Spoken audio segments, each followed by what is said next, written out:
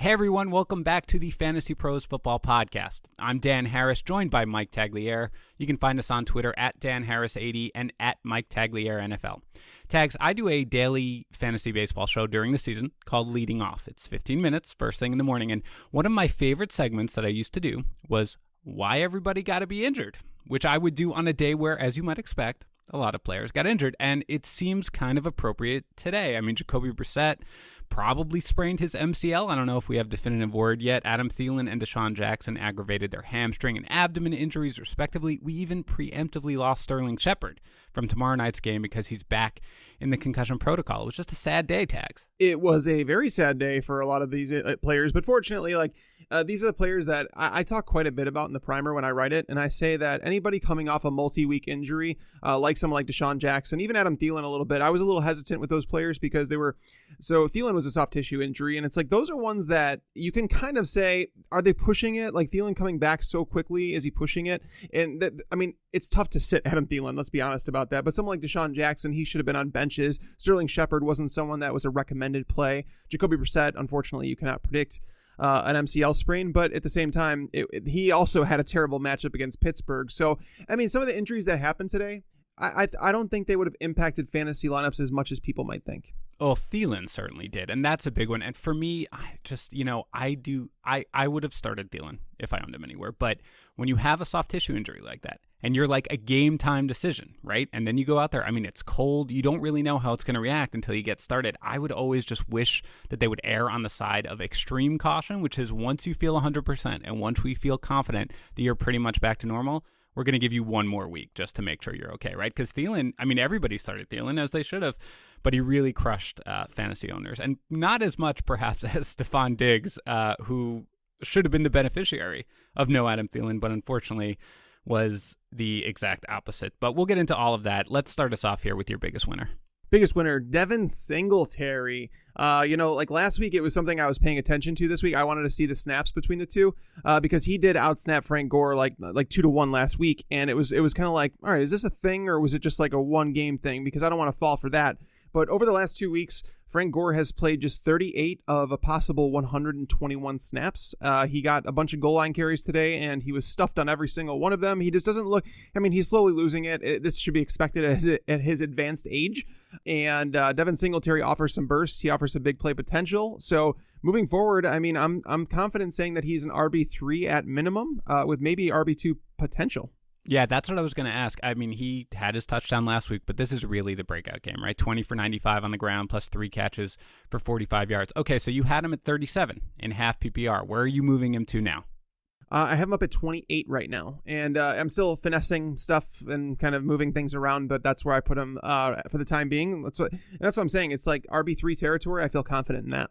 Yeah, no, that's a strong move there. I mean, that's what I was wondering. When you say RB3, it could mean like you're like, 33, 34, something like that, but to move him that high is a meaningful move. And I agree with you. I mean, it's a combined, the fact that Singletary looked great and also how bad Gore looked, exactly as you said. I mean, I believe, I'm sorry if you said this and I didn't exactly hear it, but I thought he had 3 straight goal line runs from the one and couldn't convert. Is that what it was? Right. And Josh Allen then wound up sneaking in on 4th down, I believe. But yeah, both those swings are big. And again, this is a nice thing. You know, guys like Miles Sanders, for example, where fantasy owners have been holding on to these guys waiting for the eventual payoff. And it's not quite here with Sanders, which we'll get to in a little bit. But with Singletary, it certainly appears to be. How about your biggest loser? Biggest loser is somebody, it's not even based on the performance that he had, but this is more of like biggest loser for the week, and it's DK Metcalf. The Seahawks picking up Josh Gordon off waivers is not very good for DK. DK had been leading this team in air yards. He still was actually coming into this week, but the gap was closing between him and Tyler Lockett. But still, it was almost like DK Metcalf was like a wide receiver 3 kind of that, you know, he'd have some ups and downs, but you kind of had to live with that. And you were expecting on some touchdown regression towards the mean. But with Josh Gordon coming in, I know it's a new team, and I know it's like, oh, he's got to develop chemistry. I mean, but let's not pretend that DK Metcalf is a complete NFL wide receiver at this point in time. He's not. He's still going to be in the starting lineup in 3 wide receiver sets, which they do run a lot. But he's going to become the number 3 wide receiver on this team behind Tyler Lockett and Josh Gordon. So DK Metcalf's the biggest loser for me this week. Yeah, that's interesting. He obviously had a pretty big day today. We were just talking about it right before we started recording that he had caught the 53-yard touchdown pass. He has 6 targets, 3 catches for 70 yards. As we record, this game's not over, so it might be more. So that's interesting. Tags, the thing with Gordon is, look, he was familiar already with the Patriots offense, and he was not having a good year. Were you willing to just basically write all that off to the fact that he was just battling through all these nagging injuries and things like that, and that you think, if healthy, he's going to have a big role? Or is it purely about the fact that when he comes in, he's going to siphon targets regardless of how effective he is? I just think he is going to siphon targets. There's not many targets to go around, and that's the biggest concern, right? Is that we have to rely on these receivers in Seattle to be extremely efficient with their targets. And if you're third in line on a team that's throwing the ball fewer than 30 times per game most of the time, that's concerning. Jacob Hollister, I talked about him last week, saying that he was like a deep waiver wire ad. It was so funny. People were like, what are you talking about?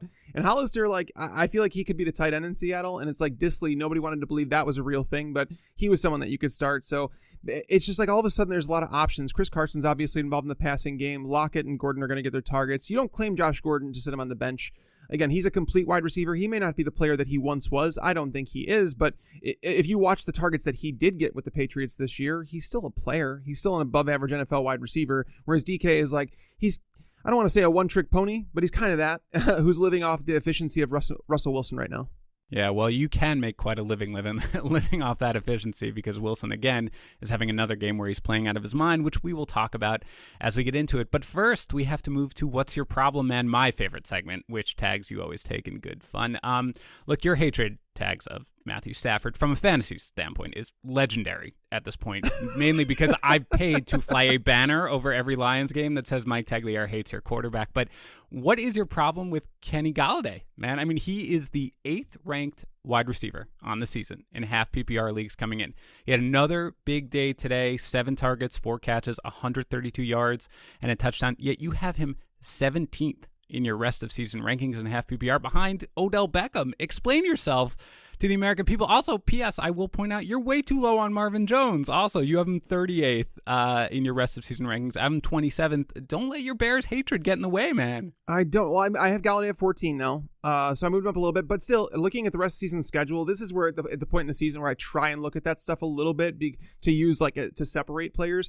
And after this game against the Raiders, he's going to have the Bears. He's going to have the Cowboys. Neither of our great matchups. Then he has Washington, good matchup, and then the Bears again, and then Minnesota. He has Denver in the fantasy championship in week 16. That means he's going to get shadowed by Chris Harris Jr., which sucks. He has shadowed the best wide receivers in the game, and he's been lights out. I'm not gonna take issue with that whatsoever. But are these other matchups really something to be scared of? Tex, are your Bears a matchup to fear for opposing passing games? Hold on a second. They're not a matchup to fear anymore, but they're still not allowing a lot of production to wide receivers. The receivers they're allowing production to this year are technicians, route running technicians. And I don't know if I consider Golladay that. He's more of that contested catch wide receiver. So, I don't think he's not going to be somebody that you're going to say, oh, you have to bench. But it's when deciding between Golladay and someone like Julian Edelman or Odell Beckham, his schedule is going to lighten up a bit. He has the Bills next week, but after that, the schedule lightens up for him. We knew that he was going to have a terrible 2 weeks. He was going against Stephon Gilmore and Chris Harris Jr. Those are probably 2 of the best cornerbacks in the NFL right now, 2 of the best 3 cornerbacks in the league. So we knew that those were going to be down weeks. I can't put Golladay above guys like Tyler Lockett, above guys like Mike Evans. So I feel like Galladay's there. I'm not down on him. I'm not high on him. I'm whatever. And Marvin Jones he's the wide receiver 36 in my rankings now. Is someone that has been too up and down in his production for me to rely on him consistently. He's had, I think, 4 games under 55 yards or 60 yards, something like that. His targets have gone a little up and down. I want to say there's only 1 game this year with more than 6 targets. So it's almost like following the opportunity. I know Stafford is good, and I actually moved him up last week in the rankings. We talked about that, but it's more about when it comes to wide receivers, I want consistency, and I don't think that Marvin Jones is the most consistent wide receiver in fantasy. Looking, through his game logs, you can kind of see that. Even coming into this game, 2 of his last 3 games, he had fewer than 25 yards. Yeah, no, of course. And I'm not going to go crazy over Marvin Jones because, as you and I talk about all the time, once you get to that spot in the rankings, nobody is consistent, really. In the end, you're kind of, you're picking and choosing, and there's not that big of a difference between, let's say, high 20s and mid 30s or something like that. But, with Golladay, I don't know. I have a little more faith in him. I agree, especially than Beckham, who, I had him as my buy low in one of the articles that we did for this week. But still, I get that the schedule is tough. But there's been nothing this entire season that has shown you anything to suggest that Beckham is going to be able to make it work in this offense. No doubting the talent, but essentially the offense. Let's move on to what's your problem man number 2, which is not nearly as fun, but I still, sometimes tags, I gotta go deep to find some of these. So I am not proud of this one because I probably had him way too high at 13th rest of season in half PPR rankings. But Darren Fells was your 27th ranked tight end rest of season and half PPR. He scores another TD today. I don't care about the fact that he dropped 2 passes or that he only had 1 yard or that Jordan Akins had 3 targets as well. I mean, he's got 6 touchdowns on the season tags. We don't even talk about him at all in maybe the streaming conversation or anything like that. Bobby brought him up on the podcast this week, and I was like, no, dude, no. That is the reason why I'm bringing him up here, because I know Bobby already got on you about this. Well, he caught 1 ball. I don't care if it was a touchdown. I'm not chasing touchdowns. I refuse to do that. He's sharing a workload. He sees he's legitimately seen 1 or 2 targets now in, I think, 5 of his last 8 games. So it's I'm not relying on that type of production. I'm not going to bet on touchdowns. There's regression there. It's the same reason that I was buying Zach Ertz. I was following the targets. I told people to buy him last week. I played him in DFS this week. It's a tight end position. You follow the targets. You follow the consistency in targets and let everything else play out. And he's not getting consistent targets. He's not the number 1 tight end. Well, he wasn't this week in terms of target share, but he's splitting routes run with Jordan Akins. Dude, there's so much to unpack with this Texans team. It's kind of ridiculous. We have Duke Johnson, he had a much bigger role today. That was obviously a big. I could have said he was the biggest winner, but I don't know what it means going forward. Kenny Stills, Will Fuller's going to come back into the lineup. They have Kenny Stills, who's getting obviously plenty of work. Kiki QT hasn't played a single snap in the last 2 weeks. What the hell is going on with this team? And yet Darren Fells has 1 catch. 3 targets. He dropped the other 2 tags. I mean, get with it. I mean, that's going to get him more work going forward. You stick with your OJ Howard, okay? I'm going to go ahead and roll with Darren Fells every single day in my league that starts 4 That's just rude. That's rude. Yeah, I know. It is. Everything is rude. Everything I'm doing is bad. But anyway, all right, look, we're going to get into the games here. But before we do, look, guys, talking about erectile dysfunction is not easy. Usually we brush it off with, I'm, probably exhausted or stressed out with work or something like that. Or we hide behind excuses like women weaken legs or whatever they said in Rocky. But with Roman, it's easy to talk about it with a real doctor who can prescribe real medication. It's simple, it's safe, and it's totally discreet, which is really everything you want when it comes to dealing with ED. With Roman, you can get a free online evaluation and ongoing care for ED, all from the comfort and privacy of your own home. The doctor is going to work with you to find the best treatment plan, and if medication is appropriate, Roman's going to ship it to you for free with free 2-day shipping. As I said, the entire process is straightforward, simple, and discreet, as is getting started with it. Just go to getroman.com/fantasypros and complete an online visit and free 2-day shipping. That's getroman.com/fantasypros for your free visit to get started. All right, Tags, as always, let's start with the Thursday game here because there's actually a lot to unpack. 49ers 28, Cardinals 25. Jimmy Garoppolo throws 4 touchdown passes, 1 to Emmanuel Sanders, who had 7 for 112, 1 to George Kittle, who fought through a knee injury to have a good game, then 1 to Dante Pettis, and 1 to Kendrick Bourne. But let's focus on the run game here. We've been excited about Tevin Coleman lately, especially after his 4 touchdown game against the Panthers. And you talked how high you were moving him in your rest of season rankings in last week's podcast, but he's a huge disappointment here, just 12 for 23 on the ground, 2 for 13 through the air. He was outperformed by Matt Breida, 15 for 78 on the ground, plus 2 catches for 14 yards through the air. Do you have any concerns here about Coleman laying a dud in the soft matchup and being outperformed by Breida? I don't want to say that. I'm definitely going back to. I'm having these flashbacks of how I used to feel about Tevin Coleman, even when the year started. I remember I'm in a 2 quarterback format in one league, and I had Andy Dalton and Trubisky as my number 2. So someone offered me basically Tevin Coleman for my number 2 quarterback, and I debated it, and I was like, I don't really like Coleman very much, and it came back to bite me as the year went on, obviously, because this was before they even played a game, but. this is Tevin Coleman, and this is driving me insane because like after watching him the prior week and then knowing that Matt Breida was supposed to miss this game, that Jeff Wilson was seemingly hurt, and it was like there were so many things going right for Tevin Coleman. It's like, okay, 20 touches, here we go. And the consensus on him, like I was wondering if I was too high because I think I had him ranked as like the number 12 running back this week, and the consensus was even higher. I think they had him at like number 9. So it was a difficult matchup to predict. Nobody could have predicted what happened. I think Matt Breida looked better than him, and I think that's going back. I think Raheem Mostert has looked just as good as any running back in this backfield when he gets touches. So it's like Tevin Coleman might be the third best running back on this team, but he's the one that gets consistent touches, and we've seen Shanahan give him 20 touches in a couple games. So I'm not too concerned, but did you drop him at all, Tags? Did you drop him in your rest of season rank? Did you had him 13th coming in? Yeah, I believe I did. I think I dropped him to like 16 or something like that. So I dropped him a little bit. Nothing too crazy, just because obviously there's Melvin Gordon's a guy who surpassed him. So he's a guy that moved up in the rankings. Josh Jacobs moved up and Tevin Coleman moved down. Yep, I think that's all fair. I mean, you still have him as a strong RB2. And again, there were a couple of things here. He could have had a much bigger game. He had that touchdown wiped out by the holding call. He dropped that very easy screen pass that probably would have been a huge play. Plus, remember that the 49ers are getting healthier here. I mean, Kyle Juszczyk, Joe Staley, they may be back by next week. My only concern is that, again, on that 4th and goal at the end of the half, Jeff Wilson was in on that one. And, that's kind of what I worry about a little bit, whether or not they do this thing where Jeff Wilson is our hammer and he's going to come in on the short yardage. But again, Coleman had a touchdown that was wiped out. So for me, look, I think, unfortunately, he's just not at that point where you can feel pretty confident that you're going to have a good game pretty much every time out, like a Chris Carson type. Like, he's below that threshold necessarily, but I do still think that in the end, where you have him is about right. That's where I had him coming in. That's probably about where I'll have him. Let me ask you a question. Who would you rather have the rest of the season, Tevin Coleman or David Johnson? Look, it's a little difficult because we don't know the extent of injury, but assuming he comes back next week,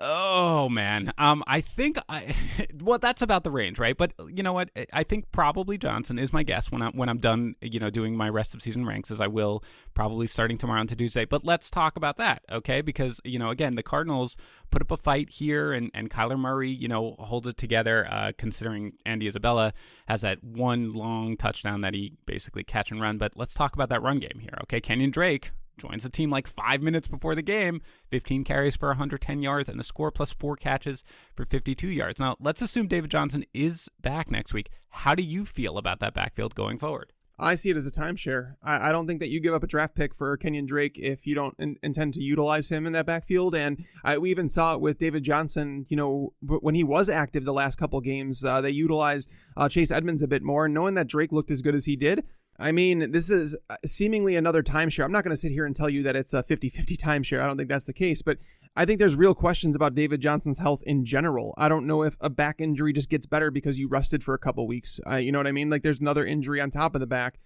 I don't know, man. I think there's a possibility that David Johnson doesn't play again this year. So that I would take Tevin Coleman just because of the uncertainty. But when David Johnson does return, I will say that I'm going to have him in an RB2 range, even if he returned this coming week. They have a tough matchup against I think it's Tampa Bay this coming week, and then they're going to be playing against the 49ers again, and then they have their bye week. So, yeah, David Johnson's not someone that I feel like is necessary to view as an RB1 anymore. No, I completely agree. I mean, we had him roughly around the same spot. You had him, I believe, 14th. I had him 16th. And again, a lot of that is injury since we don't really know what's going to happen. When he does come back, though, my guess is I will probably, assuming he comes back next week, as they are saying that he would, I'll probably still have him ahead of Coleman. But that's the range, right? It's going to be a spot or two because they're both going to be in these situations. So again, that is just something to monitor. But that's around where they're going to be. And Drake certainly, I mean, with how good he looked, you not only say, Miami, what have you been doing for the last 2 years, but you also obviously realize that he is going to have a role in this offense going forward, just given how good he looked. Let's move on here to today's game in the London. Texans 26, Jaguars 3. This probably marks the end of Minshew Mania, but we'll get to that in a second. Pretty dominant game all around from the Texans. Deshaun Watson throws for 2 touchdowns, one to Darren Fells, of course, greatest tight end of all time. A late one to DeAndre Hopkins, who finishes with 11 targets, 8 catches, just 48 yards, and that score. But let's talk about the running game because you alluded to it earlier. Carlos Hyde has 19 carries for 160 yards. He does lose the fumble at the very end of a really long run where he almost scored a touchdown. And he doesn't get involved in the passing game at all, where Duke Johnson was very involved. 5 targets, 5 catches for 68 yards. But Hyde, you're talking about Duke Johnson. Hyde now has at least 19 touches in 4 of his last 5 games, at least 83 yards, or a touchdown in 4 of his last 5 games. So tell me about this backfield then, Tags. You wanted to talk about it earlier. What do you think? Duke Johnson, you think, is the big winner here? Yes, I would say he's definitely a big winner, but unfortunately, it's difficult to talk about it going forward. Like, we have the bye week here, and then coming out of the bye, they're going to play at Baltimore. They're going to play the Colts. Then they're going to play the Patriots. None of those teams allow much on the ground at all. So I mean, Carlos Hyde is not someone. He's not someone I'm very high on moving forward. Even in the championship week 16, he's playing at Tampa Bay. Not a good matchup. So Hyde, I have down as the RB29 right now. I would rather have Devin Singletary moving forward. Yeah, I don't have any problems with that. I mean, I'm a little higher. I am, at least coming into this, I had him 25th. It was somewhere around there. But do you think at least that this is going to be kind of what we're going to see at this point, that Hyde's going to continue to amass roughly 20 carries per game, nothing in the passing game, and that Johnson is going to continue to carve out this role in the passing game, which is what, everybody kind of thought coming in, given his time with Cleveland and whatever they've got going on there in the passing game. So that's how you see this going forward, about kind of what we saw today with less effectiveness, of course, from Hyde on the ground, but that's about what you think we're going to see? Yeah, pretty much. I mean, the only 3 games, including this one, but coming into this game, the only 2 games that Hyde had double-digit half PPR points were against Atlanta and Kansas City. I mean, you'd better have it against them. I mean, I just feel like he's one of those very low upside RB3s. He's kind of like Adrian Peterson in a better offense. That's it. When you get as many touches as he do with him, I've always feel like I'm a little higher than Hyde is on the industry, but I really can't argue with the fact that he gets absolutely nothing in the passing game, which limits his upside. On the other side of the ball, a rough game for everyone, other than Keelan Cole, who totals 80 yards on 5 catches. Leonard Fournette does his usual stuff where he saves his day with involvement in the passing game. Who starts a quarterback in Week 11 for the Jaguars against the Colts, and does it matter to this offense at all? It does matter. I would prefer to see Minshew. I don't trust Nick Foles at all. Honestly, Minshew had a terrible game. Like, let's just be real about it. It was a flat out awful game, and there's nothing that you can say or do that's going to change that. Like, miserable. Absolutely miserable. But we can't let it erase what he's done this entire season. The team is 4-5. They're not out of the playoff race. But if you go back to Foles after what he's done, like out of nowhere, I think you have to see a couple bad games in a row in order to bench him. I know it's the bye week and there's a chance for them to do that, but me personally, if I'm coaching that team, I do not take the job away from Gardner Minshew. I don't think Nick Foles has proven enough. Like, I didn't like the signing when they signed. If you were to ask me going forward, which quarterback would you rather have for your team's future? I'd say I'd rather have Minshew. I don't think that is necessarily a crazy take. I kind of feel like they're going to Foles, though. And I think they want to go to Foles, honestly. I mean, I think that Minshew has played very well for much of the season. I think deep down, because of what they gave up, in the end to get Foles, and because they kind of committed to him as a starter, I think they at least want him to be the starter. And I think that this is going to be their excuse to do it. So you think, though, that it's a downgrade for what? Everybody in the offense? Let's assume it's Foles for a second. You think it's a downgrade to everybody in the offense if it's Foles? I don't want to say it's not a massive downgrade to the point where I'm saying you can't start DJ Chark, even though he hasn't done much. I would say it's to the point where it's like you don't want to trust Chris Conley. I didn't want to trust Chris Conley anyways, but I think it would be an upgrade for maybe someone like D.D. Westbrook, because Foles is more of a check down type player. He doesn't have a big arm to get the ball down the field. So probably an upgrade to someone like D.D. Westbrook, but man, I don't know. I really just don't even want to put the thought into Minshew getting benched, like considering what he's done to this point. Again, terrible game. There's nothing I can say about it, but I don't think he should lose this job. All right. Well, I think he is going to lose the job, so we may have to talk about it, but I could be wrong, of course. But I agree. The big difference, I think, with Foles would be that D.D. Westbrook, assuming he's healthy, obviously missed this game, that it's going to be a boon to him, because you saw it in the preseason. We talked about it in the preseason episode that I was high on him. I thought he fit well with what Foles wants to do. So I think he would become a little bit more reliable, assuming that Foles took over. Let's move on to Eagles 22, Bears 14. All right, Tags. Let's start with the Eagles. They controlled this one pretty much from the get-go, and you had Deshaun Jackson, who I believe left after one possession, after missing most of the season so far with an abdomen injury. I don't know how bad it's an aggravation of it, but it's obviously not good. Carson Wentz was fine, throwing for 239 yards and a touchdown to Zach Ertz, who sees a massive 11 targets, 9 catches, and 103 yards. So again, you mentioned it earlier. We talked about Ertz a lot. The trade deadline has now passed. Is this a sign of things to come now, Tags, or is this just a one-off? I feel like it was always a sign of things to come, though, with him. Like, so he was like one of those guys that I put in the buy column because I was just like, everything about the vitals is good with him. Like, everything was good. And I think he's also someone that benefits from Deshaun Jackson coming back to the offense. It just clears out things for him underneath, over the middle of the field. And if you look at it, even like Ertz, when Alshon Jeffrey, like forget about Deshaun Jackson, but go over the last 2 years with Alshon Jeffrey, when Jeffrey's been in the lineup, Ertz actually performs better. He's a lot more efficient on the targets. He might get more targets when Jeffrey's out, but he's been much more efficient when he's on the field.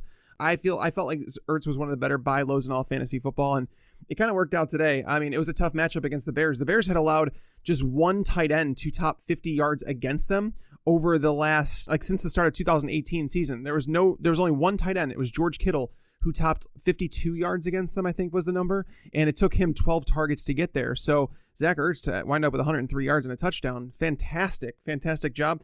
But again, follow the targets at tight end. That's like my biggest line of advice. Just follow the targets. As for the running game here, Jordan Howard continues to carry the load with 19 for 82 and a touchdown on the ground. Meanwhile, Miles Sanders, 73 yards, all-purpose essentially on 13 touches. Tags, once again, I basically ask it every week. I'll ask it again. Who are you taking if you could only have one of the running backs for the rest of the season? It's got to be Jordan Howard. This team should be set up in the passing game a bit more if Deshaun Jackson can make it back into the lineup. I don't think they're needy for a whole lot of pass catchers, and that's Miles Sanders. They got Darren Sproles back today, who could eat into some of that receiving production that Miles Sanders has been getting. They clearly favor Jordan Howard on the goal line. So I'll say Jordan Howard, even though it's not exciting to say that. Yeah, no, I agree. Look, and he's run well. I mean, I want to give him his due. He has run well. He's not as explosive as Sanders, but he's done exactly what they've needed him to do. And I think at this point, as much as I like Sanders and I was excited about him this season, I think if you had to choose one, I agree it would be Howard. Let's move on to your boys, Tags. One of the worst first halves of offensive football that I've ever seen, and I've been a Jets fan my entire life. Just 9 yards, I believe, if I read that right, in the first half. Yep, that's about right. All right, 3 and out on their first 5 possessions. They got going a bit in the second half. David Montgomery winds up with 76 total yards and 2 touchdowns, but Mitchell Trubisky, again, not good. Throws for just 125 yards, 69 of which go to Taylor Gabriel, 53 of them on one play. Anthony Miller shut out. Allen Robinson, just 1 catch for 6 yards on 5 targets. Just Tags, go ahead. What are your reactions to this game? Bad. It's all bad. David Montgomery's a solid buy low, and he's coming off a 2-touchdown game. How could that be a buy low? It actually is a buy low because his owners might be sitting there thinking, I want no part of this offense. Get me out of it. But ever since Matt Nagy said he wanted to run the ball more, I think Montgomery now has 48 touches over the last 2 games. So he's clearly going to be featured in this offense. You have to hide Trubisky as much as possible. He looks awful. He's falling off to his side now, which is like this weird thing that he's doing that I don't know what it is. I can't explain it. But this offense is dreadful to watch. The play calling hasn't been particularly good. Taylor Gabriel should have had a touchdown on that 53-yard catch, but for whatever reason, he turned back to the inside of the field. It was weird, but it's just a bad team. Allen Robinson didn't even have a good game. There was a long completion that he should have had where he didn't get both feet down in bounds like he should have. So, yeah, it's a team effort here that was terrible. It's not just Mitch, it's everybody on the team. And Tariq Cohen, couple drops, terrible, all bad. Yeah, it was not good. It was not a good day. And again, coming from a Jets fan who also had a terrible day, but yeah, I agree. And so no concerns about Allen Robinson just generally going forward. I mean, Allen Robinson's played wonderfully this entire year. He could do much more if he had a better offense, but just because it's one bad game, I assume wherever you had Robinson coming in, you're not really moving him off that, right? He's actually someone I flip-flop with Kenny Golladay, so he moved down a spot or 2. But yeah, he's right there in that. He's a solid wide receiver too. He had a bad week. You have to live with that, but he's been a guy that's been getting consistent targets and honestly posting good results with bad quarterback play. So I mean, I was kind of thinking it could only get better, right? Unfortunately, I'm not going to argue with flipping Golladay with him at all, and I agree. I'm not all that concerned. with Robinson. Well, if you started Mitch Trubisky, you probably did not have a very good Sunday. But you started David Montgomery, maybe perhaps in your FanDuel lineup, you probably had a pretty good day. We all love our seasonal leagues, although Tags and I were just bemoaning how many we are in right before we started recording this. And again, part of that is because we really love playing DFS, and particularly on FanDuel. We can get our guys who we feel really strongly about that week, even if we don't have any shares of him otherwise. We don't need to worry about the many injuries that occur that can derail a season-long league, or when you draft a bust or anything like that. It is a new team each week with none of the hassles of season-long fantasy. I'm going to be playing tomorrow night without question, even though I have no shares of anybody in the game in my season-long leagues. Look, with Sterling Shepard out, we mentioned it earlier, I'm certainly going to have some shares of Golden Tate and Darius Slayton, who are both going to see a big boost in targets. And with the two big running backs going, you're surely going to see plenty of points. That's because there are more ways to win than ever this season on FanDuel, because they offer cash prizes and once-in-a-lifetime experiences during every single game, every single week. And now FanDuel is offering a great promotion to new users. You can get $20 in site credits when you deposit $20 or more. To get this great offer, just go to FanDuel.com/FantasyPros or download the FanDuel app. That's FanDuel.com/FantasyPros. All right, Tags, let's move on here. Chiefs 26, Vikings 23, a very entertaining game. We talked already about the Adam Thielen injury, and there's no word on the severity, but I mean, when you come in with a tissue injury like that and you aggravate it, I can't see any scenario where he plays next week or anything like that. And my guess is they may take it really slow and they've got a week 12 bye. But, we're talking about the Vikings here, even though they lost. Stefon Diggs really, he was coming off this historic 3-game stretch, 1 catch on 4 targets for 4 yards plus 1 running for 12 yards here. Let's assume Thielen is down for the next few games. They've got matchups against Dallas and Denver. Does this game scare you at all with Diggs? Just one of those games or what?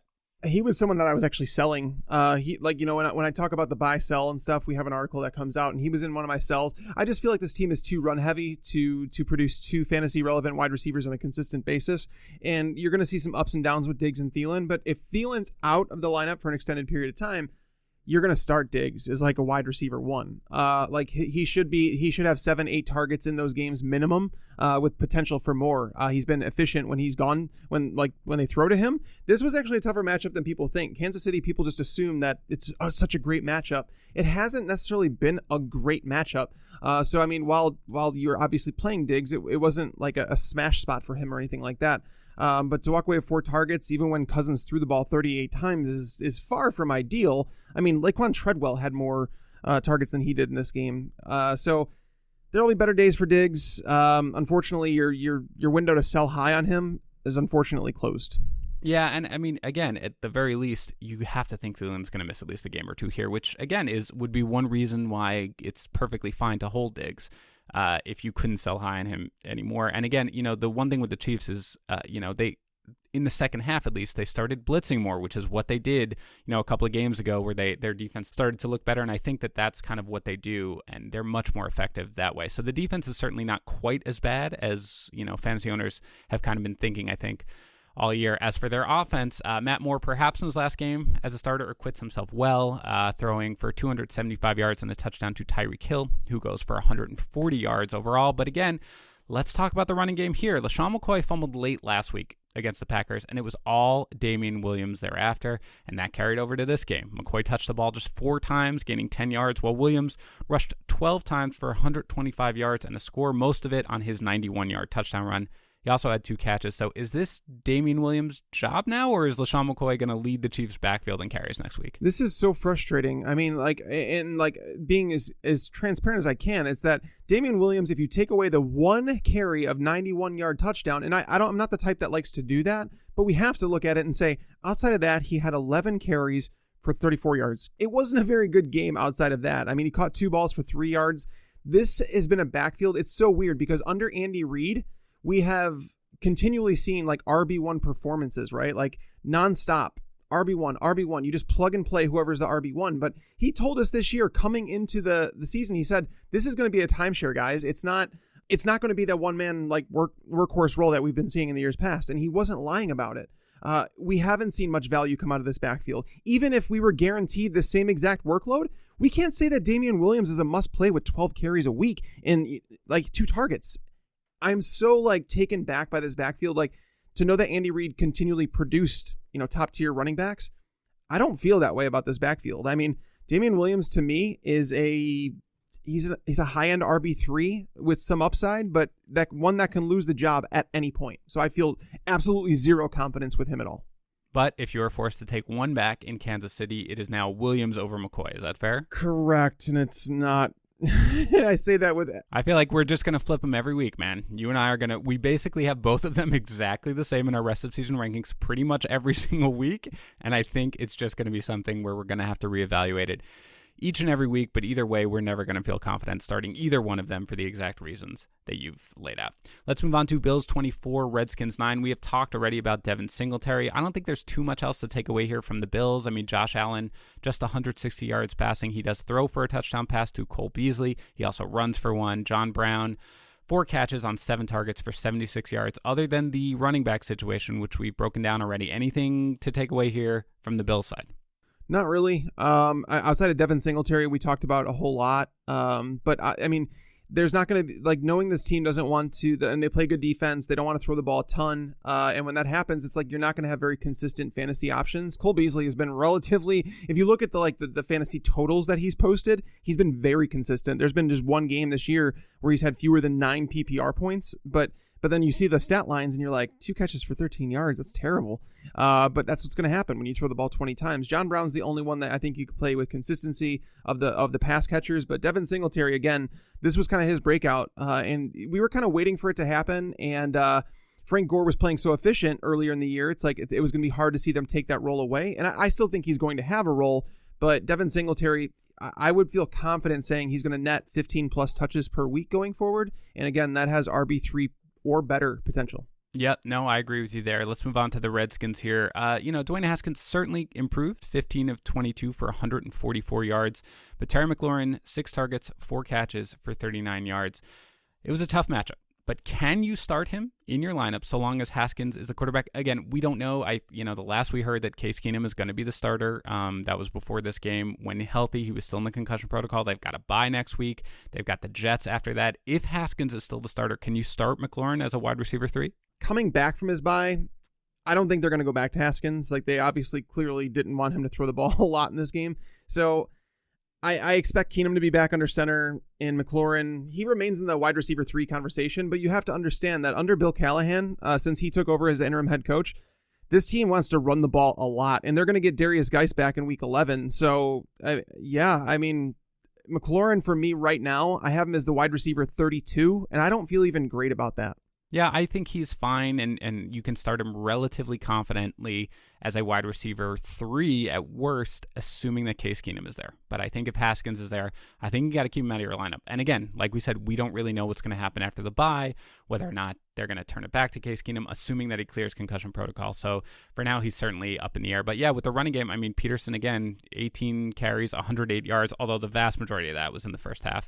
But Darius Geis will be back, so we'll have to see how that backfield breaks down. Let's move on here to the Steelers 26, Colts 24. We already talked about Jacoby Brissett leaving the game. It sounds like he's probably going to miss at least a couple of weeks if he has a sprained MCL, but you'll probably know more by the time you listen to this. Brian Hoyer, though, he plays extremely well in his stead, 17 for 26, 168 yards, and 3 touchdowns. Marlon Mack runs for 89 yards on 21 carries. But let's talk receivers here. Hoyer throws a touchdown pass to Jack Doyle, Chester Rogers, and Zach Pascal. He sees 6 targets, 5 catches, 76 yards with a score, plus 27 yards rushing. We know T.Y. Hilton is probably out at least another 2 weeks. I mean, at least from the estimate. They've got Miami, Jacksonville, and Houston on tap. What are your thoughts on Zach Pascal? I believe he offers some value here. I mean, looking at this matchup, I did not like him this week. Pittsburgh is a team that ever since they acquired Minkah Fitzpatrick, so you basically have to take away the first 2 games against the Patriots and the Seahawks. But ever since the start of week 3, so we're talking week 3 all the way up until this week, they had not allowed a wide receiver more than 12.2 PPR points. It was not a good matchup for wide receivers, and it was like, Pascal, I know that he's going to walk into the starting lineup, he was already in the starting lineup, but he's going to have a higher target floor with T.Y. Hilton out of the lineup. And if you were to tell me that Zach Pascal was going to get 6 targets, I would have been like, he's still a wide receiver 5. But he turned those 6 targets into 5 catches for 76 yards and a touchdown. So it's mighty impressive of him. Brian Hoyer might target the wide receivers a little bit more than maybe Jacoby Brissett did, because outside of T.Y. Hilton, I want to say that no Colts wide receiver has surpassed 7 targets this year. And whenever you have, that target ceiling, it's really tough to play anybody with confidence. But again, knowing that we have 6 teams on bye next week, Zach Pascal is going to be a very, very popular waiver wire ad. And I can't say that I blame anyone. Yeah, I agree. Pascal is a really interesting sort of guy with Hilton out. I was really hoping to see something in this game, which again was a tough matchup, but the fact that he did really leads him to somebody I know you and Bobby are going to talk about. I'm certainly going forward, at least tomorrow on the Waiver Wire show. Now, I had to run out for about 10 minutes today, Tags, and I had this game on the radio, and the Colts announcers legitimately said, and there's a dump off to Jalen Samuels. They literally throw the ball to him on every play. I don't understand why the Colts aren't guarding him. That was legitimately the words that came out. They called them "we," which again is my pet peeve with announcers, but still, that's what the Colts announcers were saying. He rushes for just 10 yards, but he catches all 13 of his targets for 73 yards. Kind of what he does. Meanwhile, Trey Edmonds runs for a career high 73 yards on 12 carries. Nothing good in the passing game. Vance McDonald catches the touchdown pass. James Washington goes for 69 yards. Deontay Johnson, though, just 1 catch for 3 yards. Juju Smith-Schuster, just 3 catches for 16 yards. So you got the running backs, the lack of a passing attack. The world's your oyster, Tags. What do you want to say? Jalen Samuels, it was a recurring theme this morning, actually, in the live stream where I told people, I'm like, start with Jalen Samuels. I put him as my RB 15 for the week. And I was like, especially in PPR formats, I said, he's just going to rack up the receptions. The Colts don't allow much on the ground, but he's going to rack up those receptions. I did not think he would catch 13 of 13 passes for 73 yards. This is Mason Rudolph at his finest. By the way, this is classic Mason Rudolph. He was bad again in this game, and it's affecting everybody. Juju Smith-Schuster ends the game with just 3 catches for 16 yards. It's awful, man. And Mike Tomlin actually kind of put the hammer down a little bit on him. He said that they're like, what can you do? Like, what can you do to change the play calling? Blah blah. He's like, we need Rudolph to start the game better. He's like, there's not much else we can do. He just needs to basically wake up. They're not going to bench him right now. They don't really have other options, though. I mean, they're not going to start Devlin Hodges, going forward. Devlin Hodges. No, he was bad. Yeah. I mean, if you ask Bobby, he's the best quarterback that's ever been. So. I mean, if they can get Jared Goff right now, Bobby would turn that down. Yeah, no, of course. It was. Now we're having fun. We love you, Bobby. We do love Bobby. He's not listening to this anyway. Samuels was really, he was wide open. Every single play it was. Well, it's that zone coverage that they run. The Colts run a heavy zone. But I do want to mention before I leave this game is that Paris Campbell on the Colts, I think he's someone that I would actually grab on waiver wires next week too. I'm sure we'll be talking about him in the waiver wire show between Bobby and I, but he was someone that was used in a variety of different ways. Like he's used in the passing game, obviously. He's kind of taking on that T.Y. Hilton role because he could play all over the formation. They drafted him in the 2nd round to be kind of that guy. He's bigger and he's faster than T.Y. Hilton. He's not the route runner that T.Y. is, but he offers some of that versatility, and they even handed him the ball 3 times in this game for 27 yards. So Paris Campbell is someone to pay attention to on waiver wires. All right, good. I'm sure you'll talk more about him this week. Now, before we get into our next game, a reminder, we are on Instagram, not me and Tags, but FantasyPros. Just look for us at FantasyPros, where you can see all of our great content over there with articles, videos, and all of that. Again, that's at FantasyPros on Instagram. All right, Tags, let's move on here to the Dolphins 26, Jets 18. I am contractually obligated to discuss this game. And so I will. Ryan Fitzpatrick throws for 288 yards and 3 touchdowns, 2 of which go to Preston Williams, who I believe caught 5 passes for 72 yards and 2 touchdowns, but he left the game twice, once with a wrist injury and came back, and the second time with a knee injury. Devontae Parker also has a score. Mike Gesicki goes for 95 yards on 6 catches. But the running game, unless you want to talk about the receivers, Tags, which we can, Mark Walton just 12 for 29 on the ground plus 3 for 12 through the air. Kind of thought we might see him, be a little more involved, have a little more success because it's not the worst matchup. It's not the best matchup, not the worst matchup, especially, with the Jets defense dealing with injuries and trading away Leonard Williams. Thought he might turn into somebody you can kind of start as a flex play or something, particularly without Kenyon Drake, but I assume that's not the case going forward. So either, receivers, running backs, whatever you want to talk about here, Tech. No, the weird part was that, Mark Walton was someone I wrote up in the primer, and I got done with him, and I was not excited. I said that you could probably depend on, a 6-point floor, but that's I can't say much more than that because he's not getting goal line carries. The team's just not in scoring position very often, yada, yada, yada. But so many smart people were telling me that they liked Mark Walton this week. And I'm like, I'm looking at it more and more. And it's like, well, he is playing a lot of snaps and, the Jets are down linebackers. And I'm trying to make reasons to understand why people were playing him. And he kind of had the game that I thought to begin with. And it's like one of those things where you start to question. You're like, dang, I should have just stuck with my initial prognosis of him. But Devontae Parker is someone that continually defies what people think. I'm not saying it's sexy to play any Dolphins player. I'm not. But what I will say is that Devontae Parker now has at least 55 yards and or a touchdown in 7 of 8 games. The only game that he did not do that was against the Patriots, and nobody has done anything against the Patriots. So if Preston Williams is out, especially, we're going to see Devontae Parker with like an 8-target floor. He's a guy that you can plug and play as a wide receiver 3, and it seems like no matter the matchup, because the Jets aren't even a great matchup for wide receivers, but they did very well in this game. So I would be miffed to not mention the fact that this is Mike Gesicki's first game ever as a tight end 1. Well, I mean, look, it was revenge game. Mike Gesicki was mad that Adam Gase was coaching on the other side and that he was really the reason why he was holding him down. So he had to bring his A game going on here. Yeah, it's not the worst schedule in the world for the Dolphins passing game. They're against Indy. Buffalo's tough, but Cleveland, Philadelphia, then they get the Jets again, then the Giants, the Bengals in the fantasy playoffs. So it's certainly something where if Parker's out there, he is somebody who just continually gets it done, even though nobody really wants to talk about him.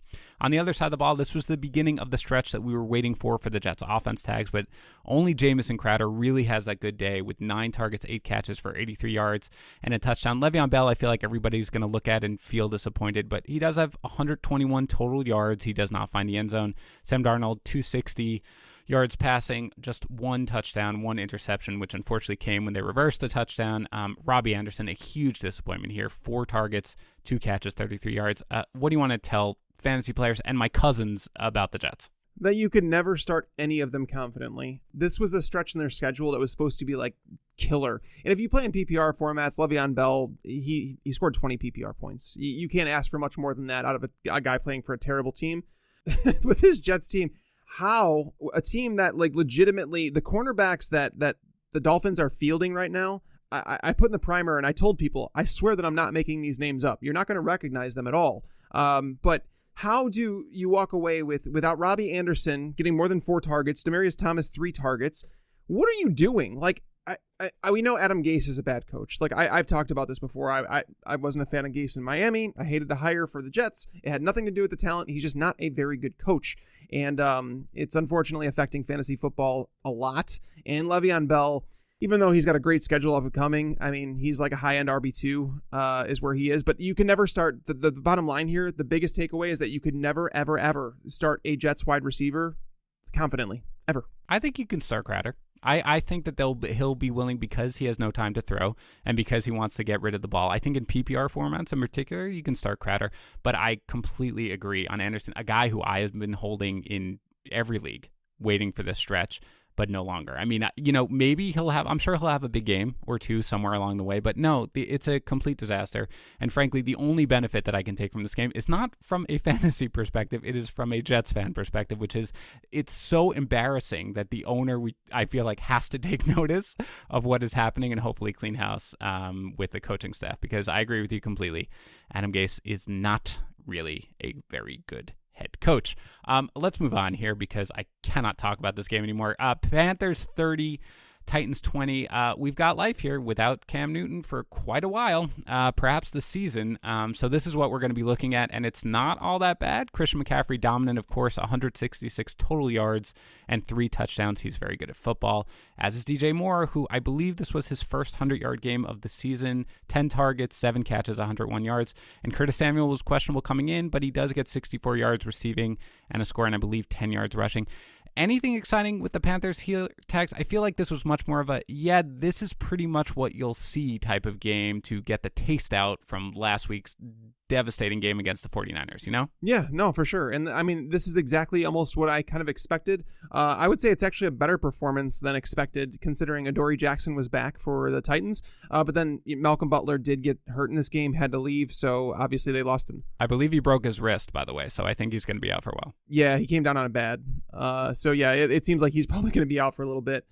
So I would say it was actually a really good game for this Panthers offense. Like, for whatever reason, what the Titans were doing, they were missing Jarrell Casey today. Obviously, that doesn't help up the middle of their defense. But Christian McCaffrey on his long touchdown run, like legitimately, I don't think he was touched the entire run until the end, actually, when he was kind of caught from behind by Adoree Jackson.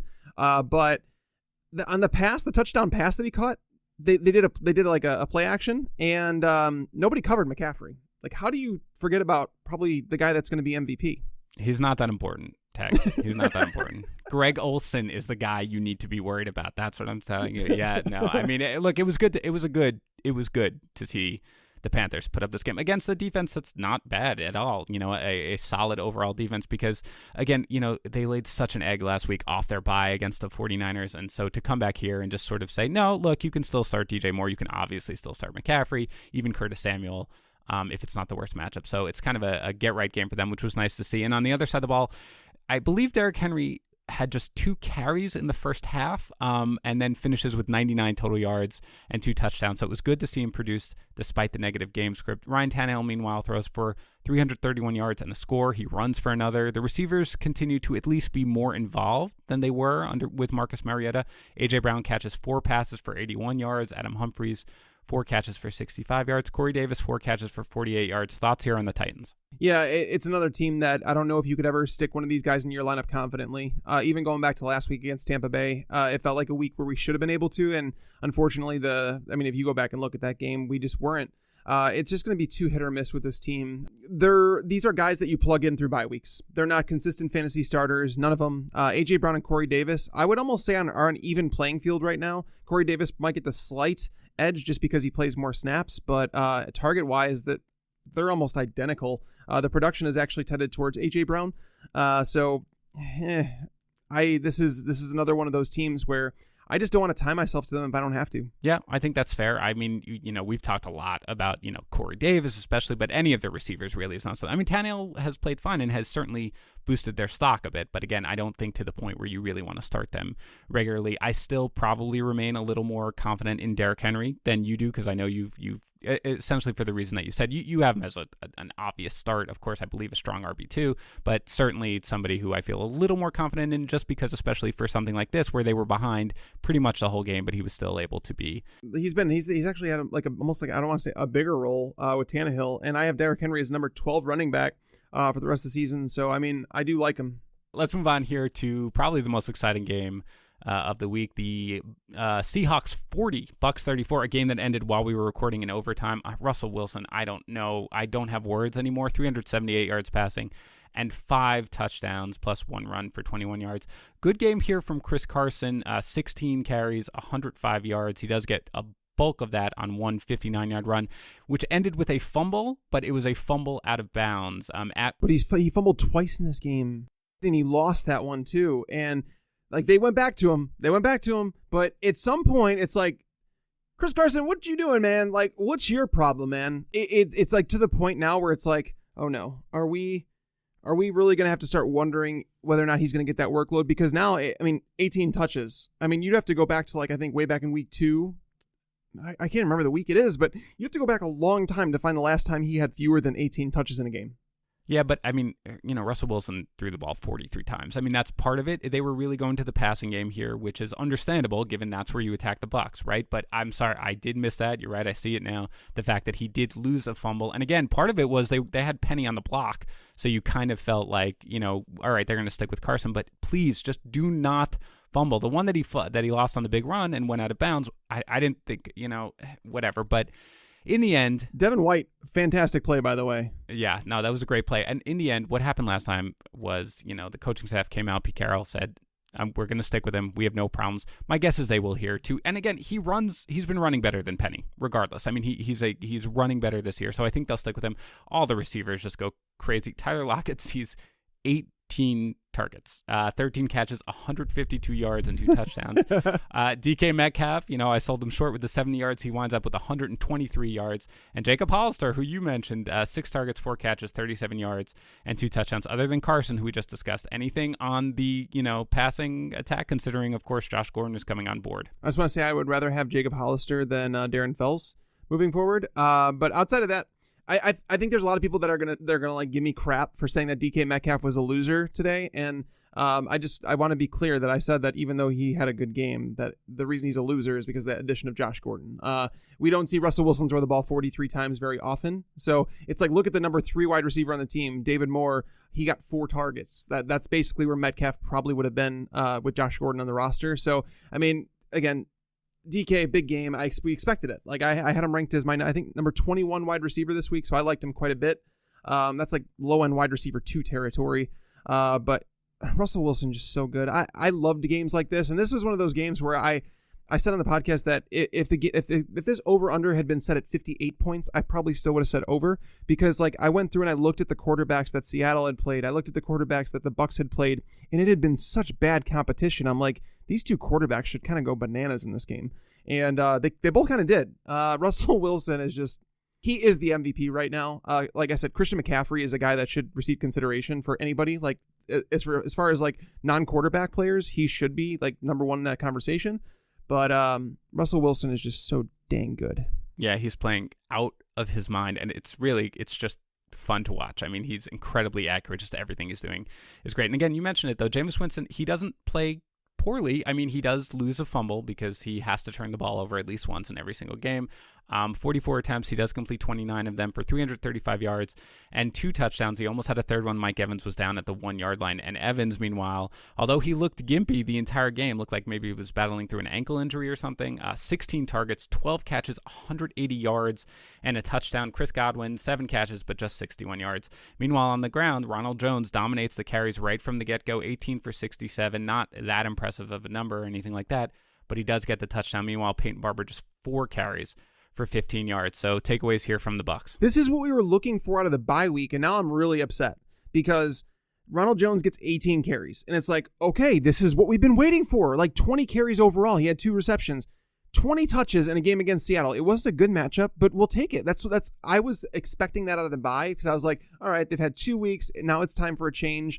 They finally go to Ronald Jones, and it's like, now you want to feel confident playing him, and you just know what's going to happen next week. You just know it's going to be Peyton Barber getting like 12 touches. Ronald Jones is going to have like 5, and you're going to be like, to hell with this backfield. And you know what the problem, by the way, is, of course, that they play Arizona. So everybody is going to start everybody's going to start Ronald Jones next week. So when that happens, it's going to be particularly painful. Yeah, that's when it's going to be Barber week. But I want to say, I think Mike Evans might have a little LeBron James in him in terms of like, the gamesmanship where he's hurting, but he's really not. Like LeBron James, when he lays down on the court and he like, it's almost like he's dead. And you're like, oh my God, did he tear his ACL? And then like legit 2 minutes later in the game, he's dunking on people. So that could be a Mike Evans type thing. But I mean, either way, this was a good matchup for Tampa Bay's offense. And so it's good to see Mike Evans continually like going off.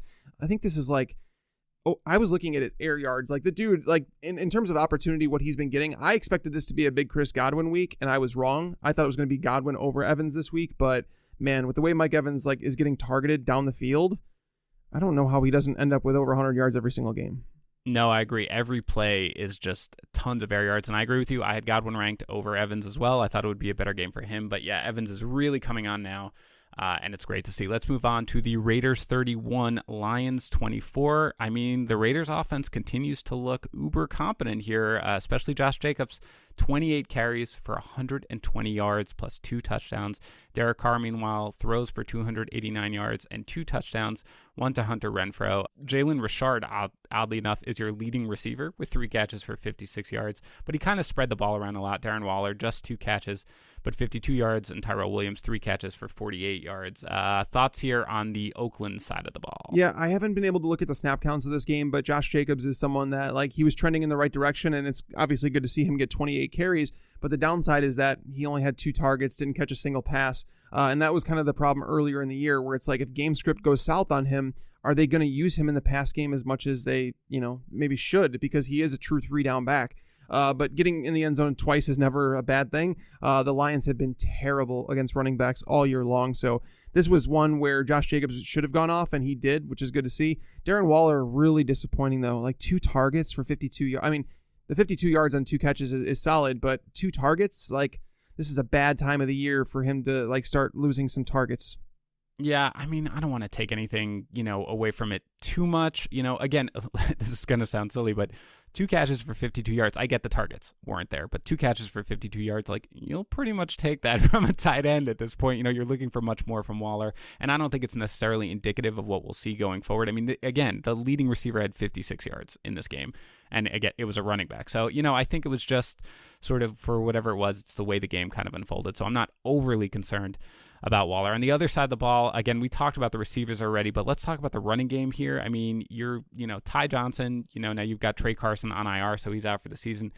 Ty Johnson gets the most carries, 9 for just 29 yards. He also has 3 catches for 7 yards. J.D. McKissic, 4 carries and 32 yards, plus he has 3 catches for 40 yards and the touchdown. I mean, are you owning anybody in the Lions' backfield? Probably just because of bye week issues. As I mentioned, there's 6 teams on bye next week, and that it's dire, man, because I write an article that comes out every Saturday morning about waiver wire stashes, like players that you can grab off the waiver wire that are available in at least 60% of leagues. And I'm not kidding. The best running back I found was Ronald Jones, but outside of him, Gus Edwards was like the next best running back I could find for next week. So yeah, I would not be quick to be dropping Ty Johnson, knowing that like what is available in most leagues on waiver wires. Like again, it depends on a league, like per league basis, because every league is different. But I wouldn't let him go. But once bye weeks are done, absolutely let him go. How about McKissic though here? I mean, he's the one who he doesn't see more carries, but he has the bigger game. It was more about efficiency with McKissic though, because like 7 touches is what he winds up with. He's been a guy that's been getting like in between like 4 and 7 touches per week, and you need some crazy efficiency on that. Like, have we been starting Duke Johnson every week with him getting like 5 to 8 touches? No, and Duke Johnson's a better running back, so J.D. McKissic is like just like an emergency streaming option. All right, let's move on here to the Broncos 24, Browns 19, the unofficial end to the Browns season. Brandon Allen, 12 of 20 for 193 yards. He does throw 2 touchdown passes, 1 to Cortland Sutton, which was nice to see. 5 catches, 56 yards, and a touchdown, and 1 to Noah Fant, 3 catches, 115 yards, including the long 75-yard touchdown. On the ground, Phillip Lindsay, only 9 carries. I kind of expected them just to run this entire game, but only 9 carries for Lindsay. He does go for 92 yards and the touchdown. Royce Freeman very quiet in this game. Thoughts here on how the Broncos offense looked with Brandon Allen under center? This was one of the games that I chose not to watch too much of, so I'll be going back to watch this one during the week. I did see parts of it. I saw Noah Fant's catch where he kind of just like nobody could tackle him. He looked like a monster. It was almost like a Gronk type thing where it's like, I'm not sitting here comparing Noah Fant to Rob Gronkowski, but he bounced off multiple tacklers. I think it was like 3 guys in that touchdown catch where he looked fantastic. Cortland Sutton bailed out Brandon Allen, and this game is exactly what I thought it would have been for Cortland Sutton, except he did catch the touchdown, because like otherwise, if he doesn't catch that ball, he has 4 catches for, sub 50 yards, and he winds up outside the top 36 wide receivers. I was worried about Cortland Sutton this week. I had him at like wide receiver 32. I was one of the lower analysts on him, which I'm fine with because that touchdown was legit. Like, he deserved it. Like, that was straight up like Randy Moss type touchdown. But yeah, Brandon Allen, from what I did see, I will say that I was not too impressed. I know that the final stat line doesn't look bad at all, but I expected more plays. Like, again, this is one of those games I need to go back and watch, because to see Phillip Lindsay with 9 carries, Royce Freeman with 5, what was the time of possession in this game? It had to be like the Browns had to dominate time of possession, and they still lost the game. Yeah, I mean, I think they did. The Broncos had, they obviously had the 75-yard touchdown to Noah Fant. So that was a very quick drive. And the one with Sutton, it was just kind of boom, boom, boom, and then the touchdown pass. Really, Cleveland had the ball for a lot of the game. I don't have the exact breakdown, but I was watching it sort of, as I was prepping for the podcast. And they had some long drives. They just could not finish them off. They just kept settling for field goals, 4 of them, I believe. But speaking of them, just not a great game. I mean, Baker Mayfield, again, just 1 touchdown pass, 273 yards. Odell Beckham gets 6 targets, 5 catches for 87 yards. Jarvis Landry sees 14 targets, 6 catches for 51 yards. He's the one who does find the end zone. Not a great game for Nick Chubb here, especially with Kareem Hunt knocking on the door. 20 for 65 on the ground, plus he has 4 catches for 26 yards. You didn't watch the game tags, but generally speaking, looking at the score, what do you think? I mean, I would have expected a bad game out of Baker Mayfield here. To see him wind up with 273-1, it's actually better than I thought it would have been against Denver. Denver's been really tough on quarterbacks. I want to say they've been like the 3rd best team in the league behind only the Patriots and the 49ers. So it's a brutal matchup. It was on the road. Odell Beckham was going to be tied up with Chris Harris Jr. for a majority of the day. I actually had Jarvis Landry ranked higher than Odell Beckham this week. So I really wasn't shocked to see the results of this game. Beckham did have a long 39-yard reception that, again, I did see that one. I saw parts of this game, basically, that I would just turn it on and then flip back and forth between a different game on the one TV. But it was not a game I felt like I wanted to watch, to be honest with you. Phillip Lindsay's touchdown run, I saw that. So I've seen more of this game than I think that I thought, but I did see that touchdown run, and that dude, I know Royce Freeman's really good, but Phillip Lindsay's so good. Like, he's got such burst to him, and like, he is a smaller back, but he's proven that he can handle a workload. I guess it's hard to take away touches from Royce Freeman because he's been good as well, but Phillip Lindsay deserves 15 plus touches a game.